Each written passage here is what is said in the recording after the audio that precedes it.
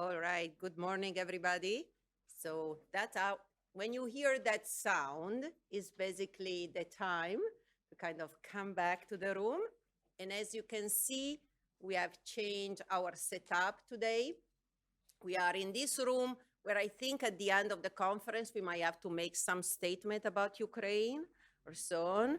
So, but, we'll see as, with the joint statement of NIFI, our maybe support or so on, or some United Nations type decisions, and so on. Well, welcome back, and I hope you have enjoyed the yesterday. I thought we had really great presentation, and we look forward now to another full day of presentation. This is going to be very exciting. And one of the objectives of the Cherry Blossom when we started it is not only to have a forum to present the best research on this topic, but also to create a community of researchers working on financial literacy, financial educations, and so on. So I say that because please use this opportunity during the break, during the lunch, to meet with the people who are here today, and also meet with the representative from the many institutions we are here today.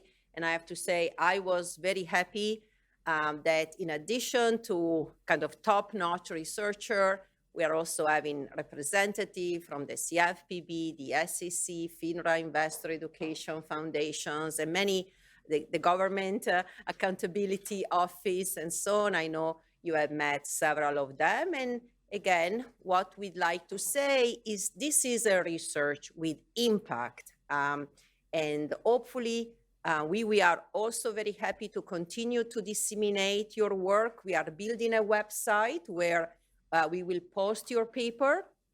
If you allow us to do so, we are also recording. And so, we will be able to provide this information beyond our meeting today.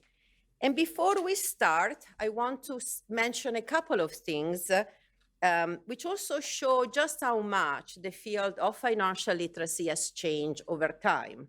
First of all, as you know, we have a GEL code for financial literacy.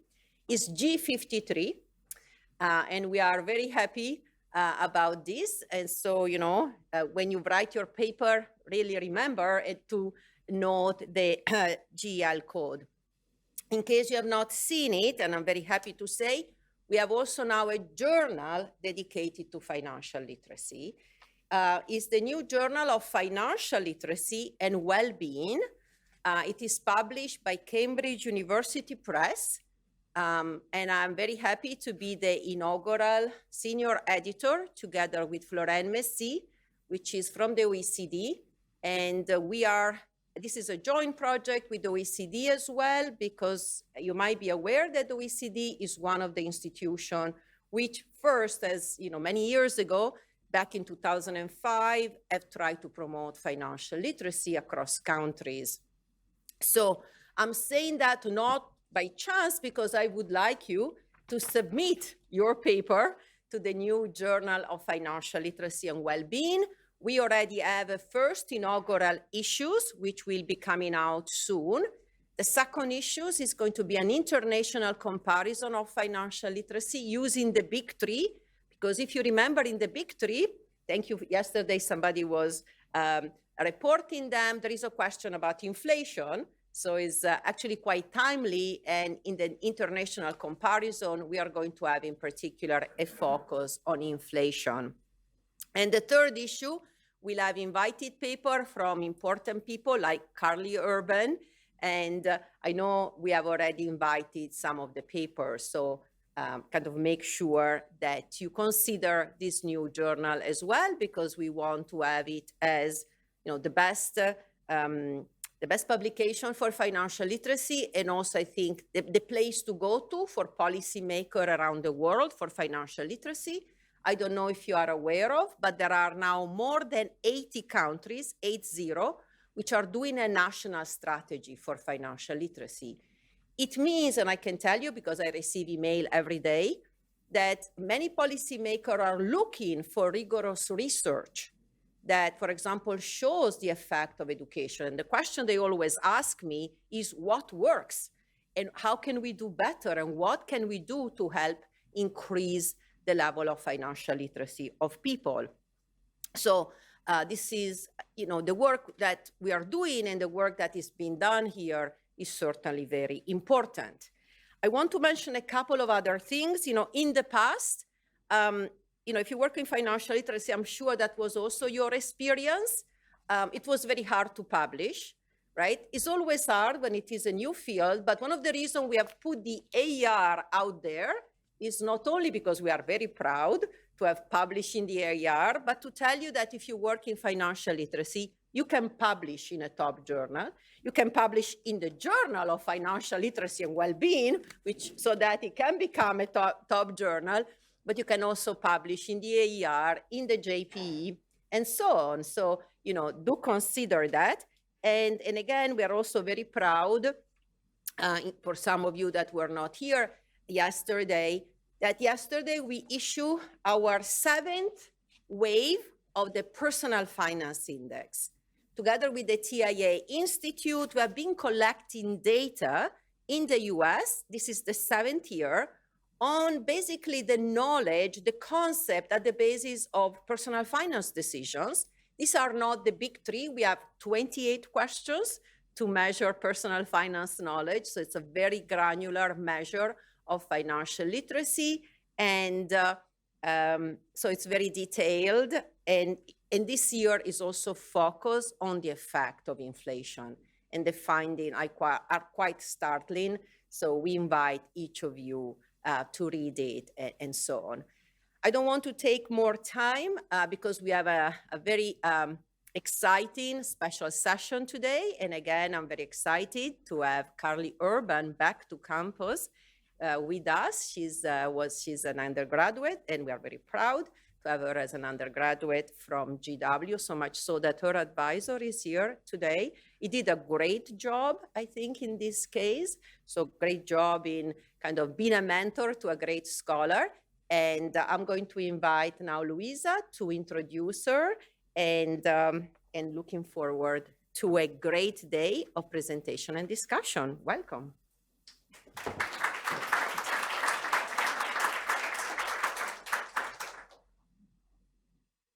Good morning. Can you hear me okay? I'm Louisa Quitman. I'm a community development expert at the Office of the Comptroller of the Currency. We are an independent part of the Department of the Treasury that is responsible for supervising national banks and federal savings institutions.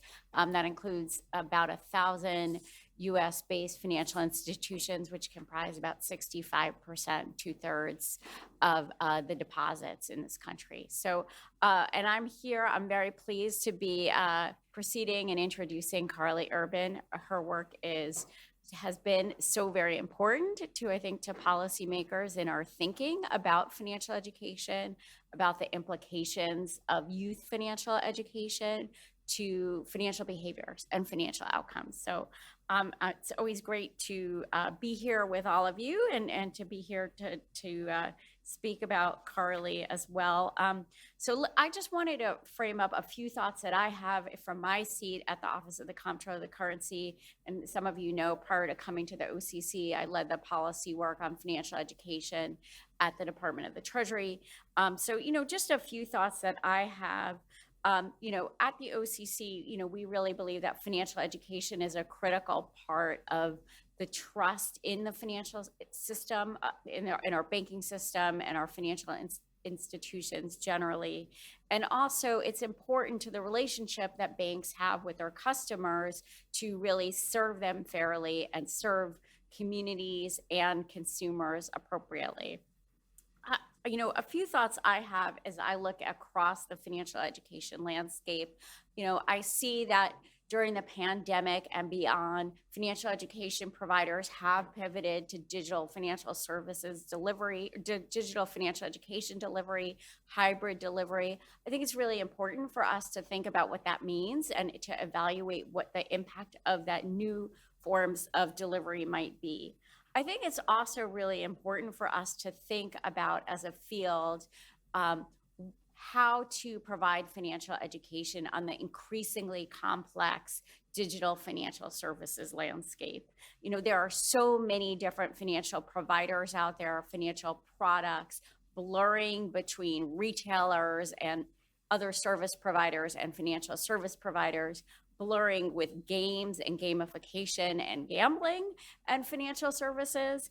And I think, I really encourage all of us to think about how we really evaluate delivering education to consumers in ways that help them navigate those products, how they sort of understand how the products work, what they do and what they don't do, as well as frauds and scams related to new types of service providers. A lot of folks out there calling themselves banks that are not banks, for example. And then also, what are the core skills that people need to navigate this increasingly complex landscape? So, I really encourage all of you to think about that. Maybe that's something we can dialogue on throughout the day as well. We have the federal government, federal agencies, and some of my agency partners here today have put out resources on mymoney.gov on navigating crypto assets. Those are trying to be unbiased, clear. Nobody's trying to sell you anything with all those resources. But, that's, I think, a drop in the bucket of what we need to really make sure that people have the information to navigate these tools, these new tools. I think on the other hand, there's an upside to this proliferation, which is it seems like these new financial products are reaching people in new ways to engage them in managing their money and maybe learning about how to manage their money in new ways. So I think that's another thing that our field can do is really think about how to leverage the upside of digital financial services, whether it's gamification, whether it's convenience, whether it's being able to have interconnectivity. We at the OCC support financial education, and we encourage banks and others to deliver high quality education. Our resources, just a couple of quick resources, they are not necessarily direct to consumer resources, but they are to financial institutions and other intermediaries. We have a quarterly financial literacy update, which puts out resources from nonprofit sector, from government agencies and so forth. And we also have a recently updated financial literacy web resource directory, which is really just meant to be a curated list of resources that can help banks and others in delivering financial education. I'll just say though too, at the OCC, we realize that financial education is a key part of financial health, but it's not the only component of financial health. And around the world, as Anna was talking about, globally, this is a global movement. Around the world, practitioners, researchers, policymakers are increasingly looking at a financial health frame as a way of saying, what is the outcome of financial education? What is the outcome of financial inclusion that we are looking to address? And they're looking at using qualitative assessments, sentiment and feeling measures, as well as quantitative measures, looking at transactions to understand, how people are managing their day-to-day financial situation, how people are resilient to financial setbacks, and how people are sort of planning for, saving for, and taking action for the future and for future generations. So we at the OCC are really interested in this work. We are exploring it. We're not like making any sudden moves, but we're really looking at how do we explore and frame up financial health and how it might be implemented in our world in the financial services sector. We're engaging with a lot of diverse stakeholders, so I may give you a call and ask you to come talk to us. Particularly we are, if I didn't say it, we are particularly interested in what this means for low income and moderate income households and communities. You'll see some more work in this space from us in the weeks ahead, a podcast and some other work. It'll be ongoing. And so, if you're interested and you want to talk to me about it, I'd love to talk with you about it. But we know it's important, really, ultimately, to keep our eye on the end goal and the North Star of financial health for financial education and financial inclusion, which is really that people are able to navigate their financial lives in order to attain their own goals, right? That's really the result. So just as we look at financial health as an end goal, it's really important to assess the quality of the inputs, including financial education. And what I really love so much about this next presentation and the work that Carly's doing is she's really focusing on youth financial education as an input for everyone. And I think we talked the other day about universality of inputs, and there are not that many universal inputs. So it's very interesting and I think really powerful to look at this high school financial education and its potential as a universal or not so universal input for financial education and financial outcomes. So I will, stop there and just be really pleased to introduce Carly Urban. She is professor of economics at Montana State University and a research fellow at the Institute for Labor Economics. I feel like she needs no introduction to this crowd, but I think you all know that her research has really been leading on financial education and government policy decision making. I do want to say one other thing about Carly. Not only is she a great academic and a researcher, she has really been very thoughtful and engaging with policymakers. And we really appreciate, I know some of my other colleagues around the room have appreciated her insight and her work in really trying to turn her academic work into something that policymakers and government agencies can use on a regular basis. So I really appreciate it, and I will let you hear from her. Thank you.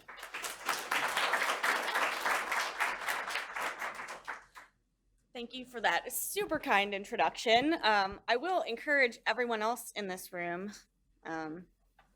Maybe I need slides too. I don't know if that's oh, there we go. Okay, perfect. That to talk with the people in this room. I don't know that I've necessarily done things to try to engage with policymakers as much as just talk to people at events like this and got to know people. And then once you start talking to some people, then very quickly they loop you in with everyone. So they're very good at getting you to the right people, but when you know something, have some conversations. It's super helpful, I've heard. So today I'm going to talk to you about a new data set that I've been collecting for the past 4-ish years, since 2019. And I want you guys to all think about this as what could you do with this data set? I don't want to be doing all the research, right? I've been thinking about financial education for over 10 years now, and I would love if more people did more research. So I'm going to give you some free ideas.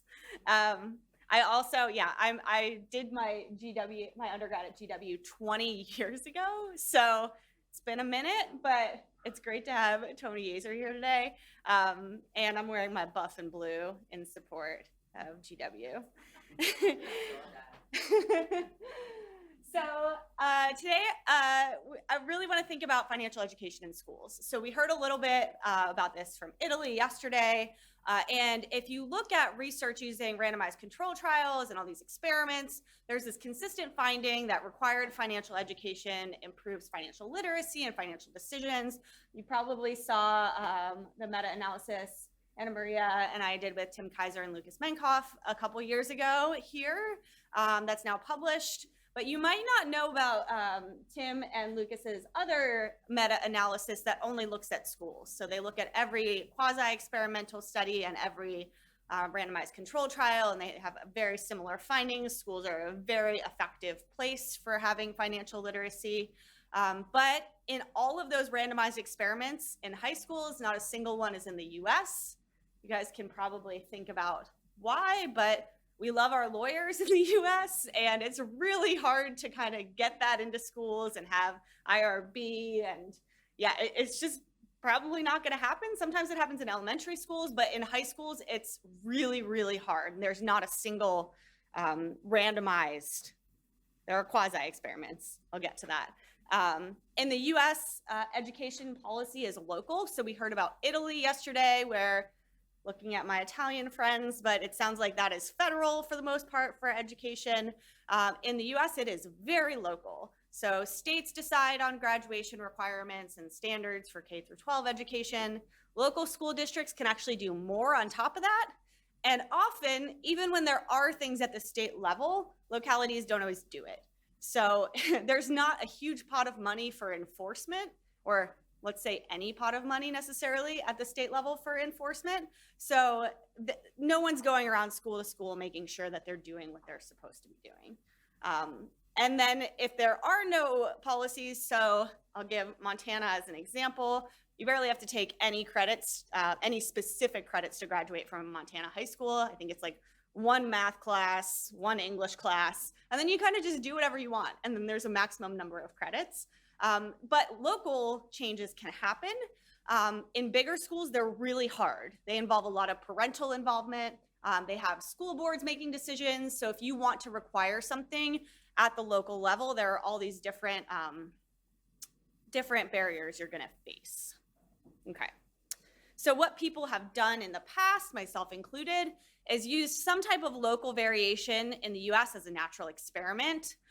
So thinking about state variation, particularly in personal finance graduation requirements, often using that in some type of a difference in difference framework to determine these causal effects. So as of the graduating class of 2023, right now, 8 states require a full semester of personal finance, so a class. People often call these guarantee states because everyone is guaranteed to take personal finance in the state. And you'll see that common in the media. They don't like to use the word requirement because people don't like that word sometimes.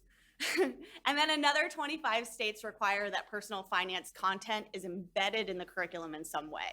So that could be a standalone class, could be within social studies, it could be within one specific required class. There's a lot of variation, and you're basically saying, do it the way you think works. And most states love this, right? They're like, it's up to the localities. You guys understand your constituents. That's always the thought. Okay, so how have these progressed over time?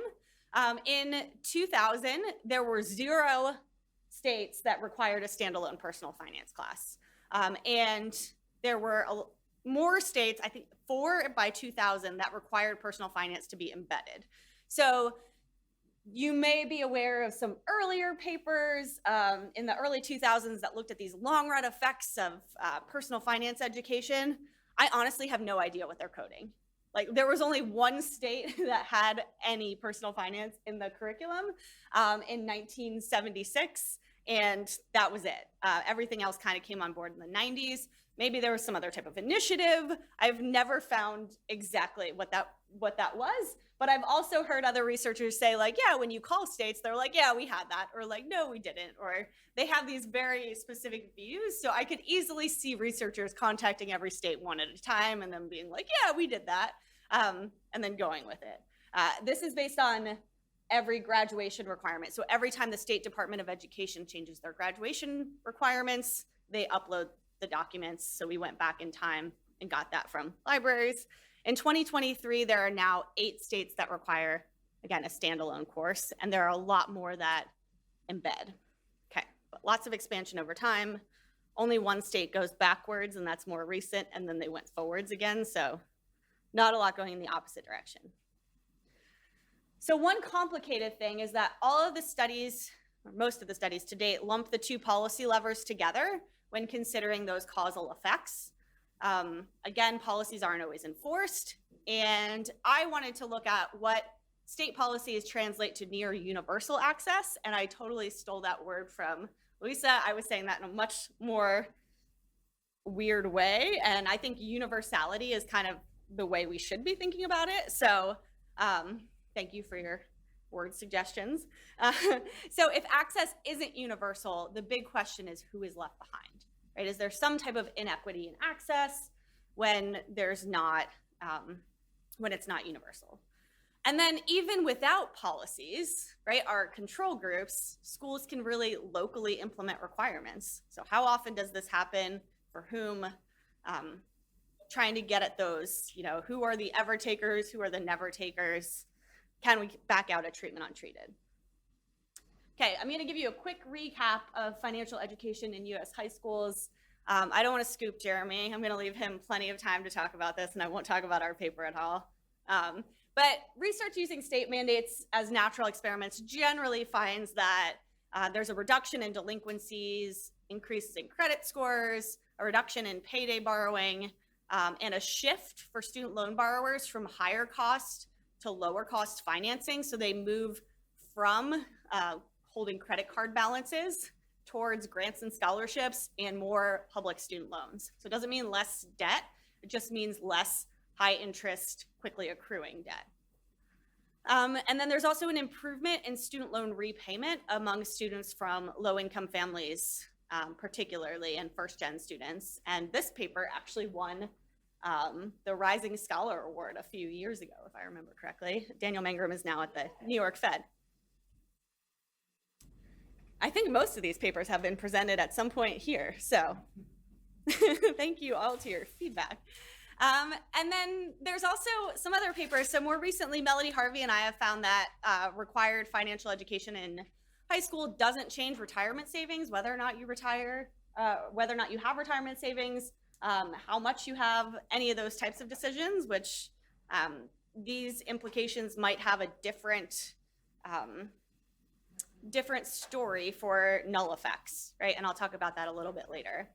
And then I also have some recent work that shows that these guarantees, these statewide full semester requirements don't change high school graduation rates. So adding another requirement doesn't actually cost, right, people's graduation from high school, which is probably a good thing. But again, null effect might have some implications with the control group here. And then the one negative finding I will save for Jeremy to talk about because we get into this a lot later. Okay, so what I'm doing now and have been doing for the last 3-4 years is collecting data from all US high schools with online course catalogs.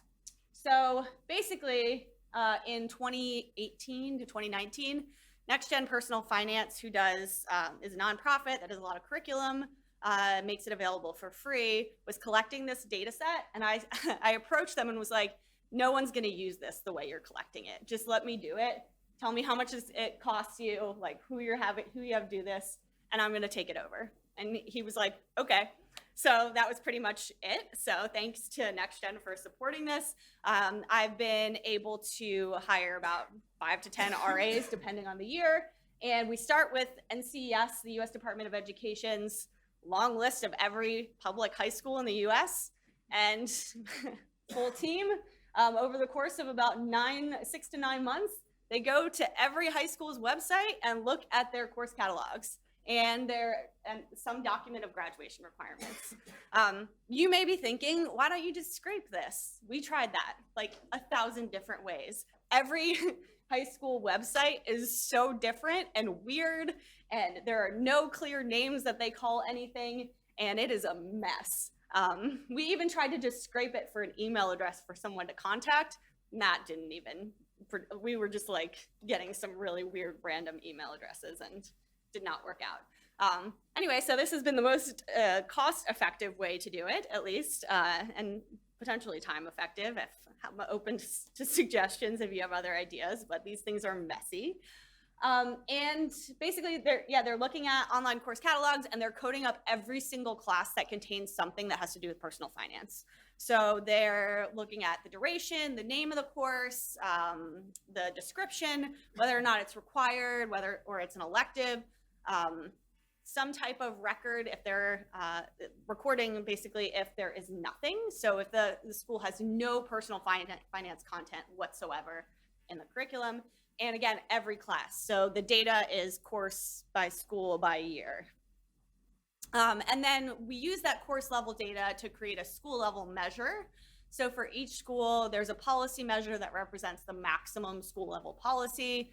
And that could be a standalone required class, an embedded required class. So personal finance is within something like economics, but it's not the main focus. I will say, though, that if it's a year-long class and it seems like half of the content is devoted to personal finance, we do call that a full semester. There could be a standalone elective offered or an embedded elective offered, or there could be nothing. So basically, I take all this and I merge it with school-level characteristics from NCES, like enrollment by race and ethnicity, the best measure we kind of have for poverty, students receiving free or reduced price lunch, but I'm using that pre-2020 because obviously those rules changed quite a bit. So right now the data span 2019 through to 2020 through 2022 to 23. So very, very current data. I literally just finished these in like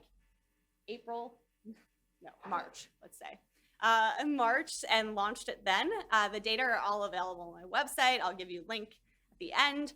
There are 19,000 courses coded with almost 11,000 US high schools. So a lot of work. The full panel includes about 7,400 schools. And you might think that this is why are there more schools or different schools over time? There's two different types of kind of, I would say, selection bias into the data set. In the beginning, it was that there were fewer rural schools, but then more rural schools started having online websites post-pandemic, right? At the same time, there's been a lot going on with parents getting very involved in schools. So urban schools have been locking their websites, right? So you can't actually access it unless you have a login. And even with a request, almost never got them, so we stopped going for it. But we do have more schools than we did in the beginning, but that's where it's moving. So when I'm comparing over time, I will use the full panel. Okay. So I'm going to start with just the 10,000-foot view, and everything you want to interpret these percentages as the percent of students exposed to different things. So about 1 in 4 students are in schools where personal finance is a standalone required class. So that's a lot, I think. And right now there are 10 additional states that have required, that have added these guarantees since then. And in the next few years, this should go to 1 in 3. It just hasn't gone into effect in the schools yet, okay? And that's if nothing else changes. Another 17% of students are in schools with embedded requirements, and you'll see that a lot of students are in these schools where it's a standalone elective. Only 6% of students are in schools where there's nothing, like no access to anything. If you map these out, you'll see right away where the 8 states are that guarantee everyone has access. In states that require a standalone class as a graduation requirement at the state level, everyone does it. Sometimes it happens anyway. Now, if I'm going to show you any requirements. So is personal finance required at all within another class or as a standalone class? You don't see that same thing. So I told you earlier that there are 25 states that require personal finance to be embedded in something else, right? Clearly that's not happening at very high rates. Okay. Again, we're only seeing those 8 states at almost 100% compliance, and we're not even seeing a ton of states at 75 to 95% compliance. So in states with these embedded requirements, where it's required within something else, 39% of students are in schools where it's required. And if you look at it at the school level, it's about the same. 40% of schools are actually doing it. So that tells you a lot for intent to treat versus treatment untreated. And this is just for the 2022 to 2023 data, so not other years. So in states where there's no requirements, it's fewer, not surprisingly. 16% of students are in schools where personal finance is required at all for high school graduation. So the embedded requirements are doing more than being completely agnostic. I'll often hear from people within different states where there's no policies that say, oh, but we're already doing it. They're not. Okay, so I think I already went through all these stats, but then the big question that remains is there equity in access? So in states with no policies, if you try to kind of predict whether or not personal finance is required in an individual school as a standalone class or required at all, and I just threw in a few basic characteristics. So are you above median free and reduced price lunch? We're actually not seeing a lot there. Are you above median fraction of non-white students? Seeing a lot there. And then urban, rural versus suburban. We see that the rural schools are much more likely to have a requirement, and again, probably just because they have fewer barriers or have a requirement at all. But the biggest difference, even accounting for this urban-rural divide, is that it's students where there are more racial and ethnic minorities that have less access, right? So there is this equity and access issue, even if you only make comparison within state. So after adding state fixed effects, and again, this is over all of the years, yeah, it's still a divide. A little bit smaller, but doesn't go away. Now, this is again, the states without any policy about personal finance. If we look at those states where it's embedded into something else, a lot of that divide goes away. The magnitudes get really small. So they are doing something. Okay. So in these guarantee states, every student has access.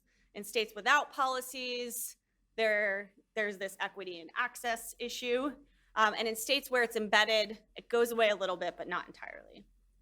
We have seen improvements in both the standalone requirements and any requirements over time. In particular, in the standalone required domain, we see that's gone up quite a bit, but that's because there are some states that have implemented. So I think this is really important for research in the future. Iowa and Mississippi are two of the states that implemented, and you'll see Iowa had a lot of standalone requirements before that second line when it was first required. So if we're using that date as researchers, we're probably going to not see this large anticipation effect, and we're going to understate the effects. In Mississippi, they literally went from nothing to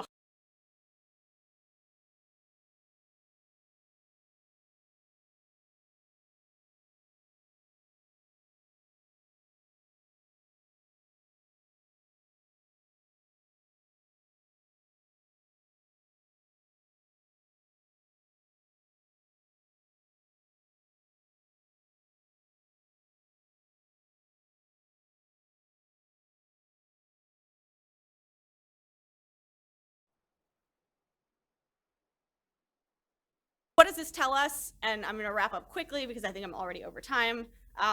Research that considers this causal effect really needs to think about the ever takers and never takers, because we have both and they are changing over time and it's getting a little bit messier. We've been kind of lucky because we, in the two-way fixed effects diff and diff literature, we're not as problematic. Maybe Jeremy will show you a Bacon decomp, throwing him on the under the bus here. But we can also calculate treatment untreated based on these data. So I encourage you to do that. And maybe use a donut approach in going forward if you're thinking about these requirements, because they do kind of uptick over time. But it's not universal, right? So that probably means we're understating the effect of financial education, but we're accurately stating the effect of the policy, right? That like what's actually happening is what we're grabbing. Okay, so here's some links to research, the state mandate data as well. I always keep up to date on my website, course level data, the school level data, use these. Free research idea, I'm sure if you haven't already met Elizabeth Coogan from Department of Ed, somebody should look at these data and look at FAFSA applications. That would be cool. At the high school level especially, you can link them pretty easily. But yeah, lots of questions you could ask. So I'll stop there and take any questions.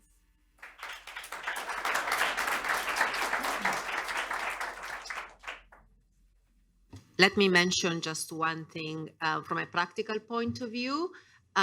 If you want to ask a question, just raise your hands and then push this button. That's actually the way we have to do it in this room. So.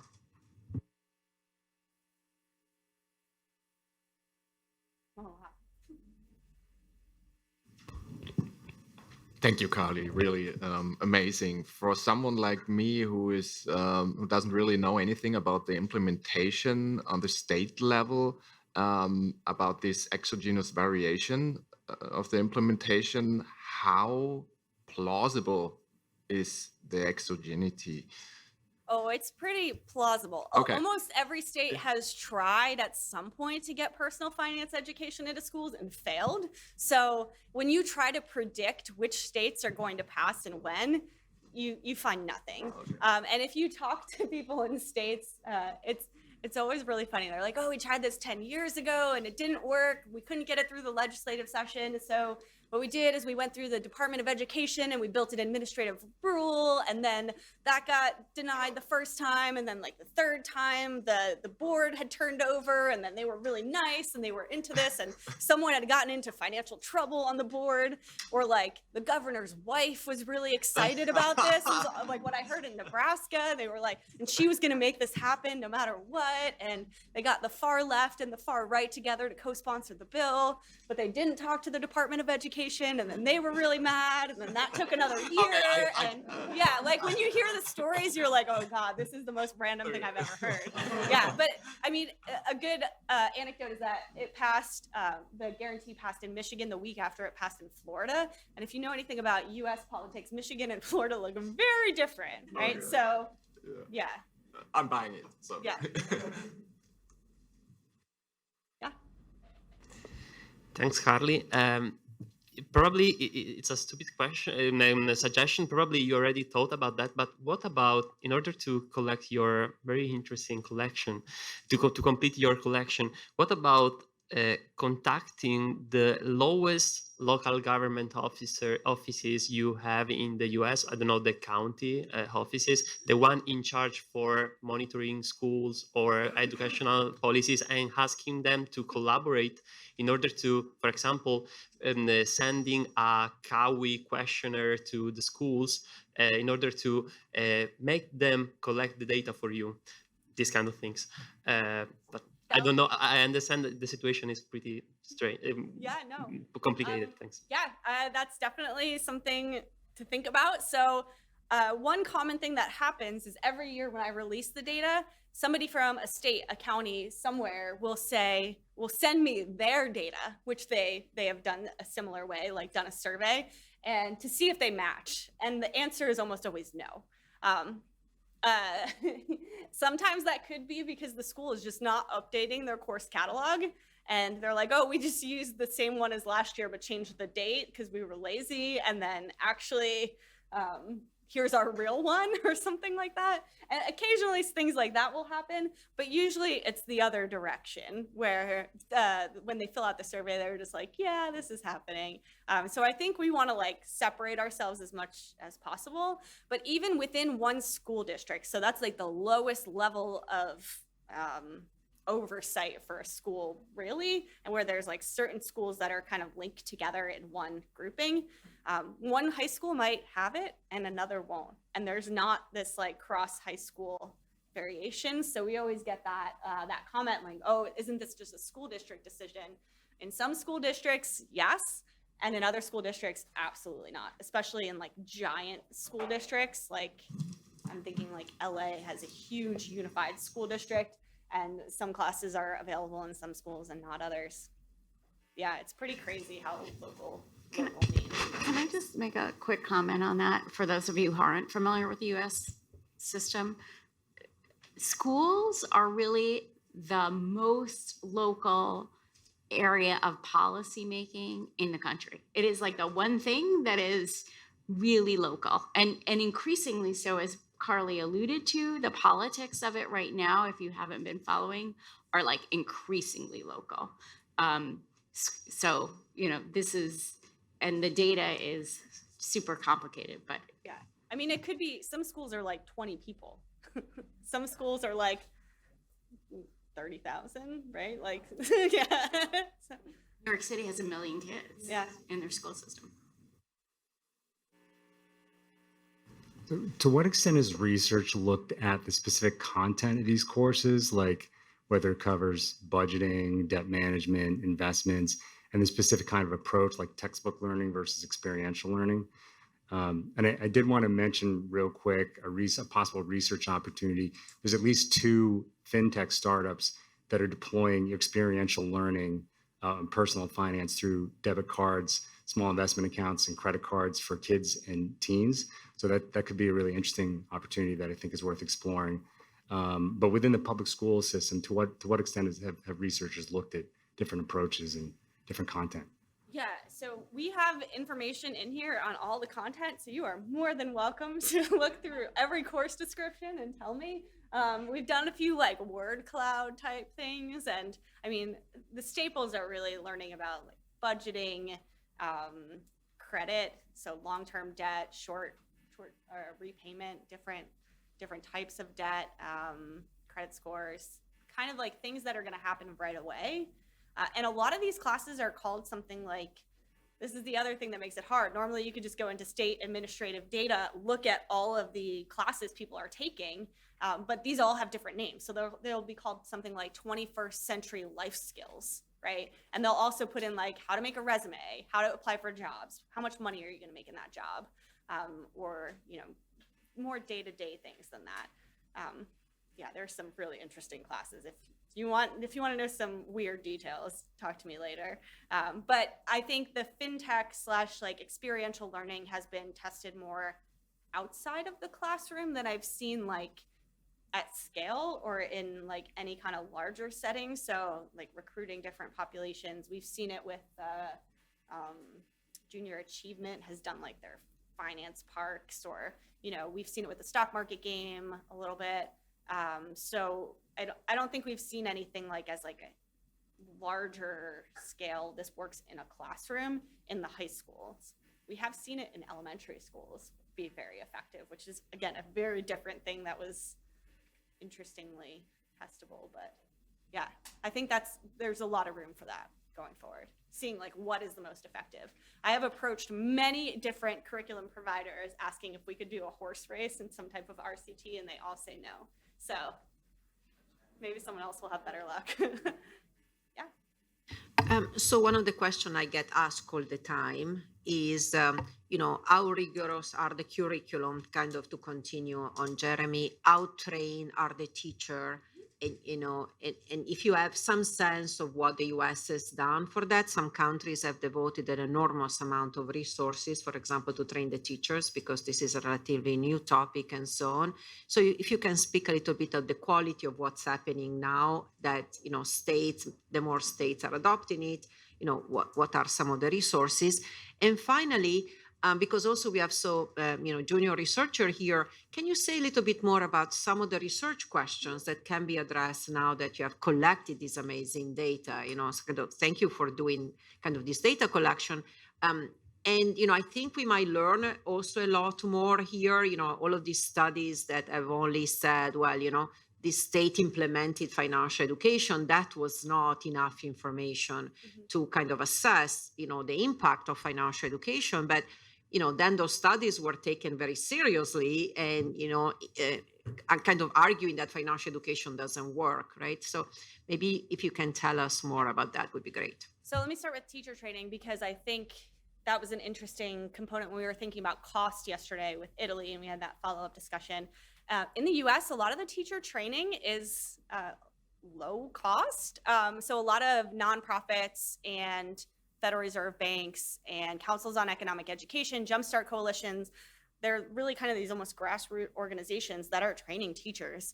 A lot of these states, I know in Nebraska, for example, who's implementing right now, they got a grant from an outside source, from some local community development resource, and they were incentivizing the teachers with that, but all of their teacher training was already paid for. So it's not something we do in the same way in the US as they have to in other countries. We have a lot of philanthropists funding that effort, and a lot of these mandates have $0 attached to them, right? So the state says to do this, but they fund none of it. And even in Utah, where they were the first state to do a standalone requirement, they didn't get any money at first. Some kids came into the legislative session and talked about how awesome their class was and how much they got out of it, and they brought in other kids from different classes who got nothing out of it and said they just played Monopoly the whole time. And they were like, we need resources, so we have a teacher like that teacher, and they gave them money. So I think it's a lot of like the after the fact, like starting to prove the concept. Not every class is going to be perfect. There's going to be a lot of heterogeneity there, but at least on average, it seems to be that there's an uptick. And we actually did a survey where we went to all these high schools. We randomly selected a certain number of high schools. We surveyed teachers on how confident they were in teaching personal finance. In some schools, we picked out random teachers, and in other schools, we picked out who would be the most likely personal finance teacher if there wasn't one, and asked how confident they were in teaching all different topics. And they were pretty confident, much more than previous studies had suggested. So over 85% said, like, yeah, I could teach this tomorrow, or this upcoming semester if I had to. And so teacher training is a different, there's a whole force around it. It's not something that concerns me. That said, research-wise, what can you do with this? So some of this is a little tricky because you have a right-hand side variable and you're probably waiting for left-hand side data. That's why I think the FAFSA is the one thing that we can see like pretty quickly and timely, and that is a good type of financial outcome that we can understand. If we see upticks in applications, and especially fully complete applications by the deadline, that's probably a good thing. Another thing you could look at with that is just like the type of school. Is a lot of people have not considered a ton of equity and outcomes. So is financial education lifting up everyone, or is it just helping the people who were already doing pretty well in the US? So that's something I think you'll be able to do more of a little bit later, but to the best of my ability, the data will continue to be updated every year. I have a great team that works on this. So yeah, I think as your more data become available, whatever you can get quickly, you can link pretty easily. And if you have any questions, feel free to shoot me an email, ask me a question. Oh. Thank you so much, Carly, for your great work. I want just to stress two words that you use: the impact of research and to talk with people. This is amazing. Thank you so much. I just want to ask you, by the side of this, what are the costs, if you have an idea of the cost, and if you are planning to add this information to your amazing data set? Thank you. So the big thing that we have with respect to costs is, it's not changing graduation rate. So it's not keeping people from graduating from high school, right? We don't know at the school level what the costs are, but I did I talked to every state Department of Education who has recently implemented one of these guarantees, and I wrote a best practices on implementation just because I was bored kind of during COVID and had a foot surgery. And it was kind of fun because it was almost like a therapy session for these people. They were complaining about everything that went wrong, and it was great. But they said they almost never deployed new teachers. They just trained existing teachers, even if they were not the direct fit. Very rarely did they have to hire new teachers. So that, to me, was a surprise, but also maybe not, right? Schools just do what they can with what they have. And they often were displacing something that was very obsolete. So a good example is in Alabama. They had a full year typing class required, and they were like, that's probably excessive. Why don't we make that like a half a year, and then half of the year will now be personal finance? And North Carolina had four years or something like that of American history, which is a lot. So they were like, I think we can put all of these standards together in 3 years, and then half of the next year will be like civics, half will be economics or personal finance, and we'll figure this out. So I think the opportunity costs are lower than you think, but a lot of the requirements that are already in schools like become outdated pretty quickly. So if you spend a lot of time thinking about what goes, then you can not be as concerned about that. Yeah. Cool. I think we're way out of time, so. I think that right on time. Oh, thank you.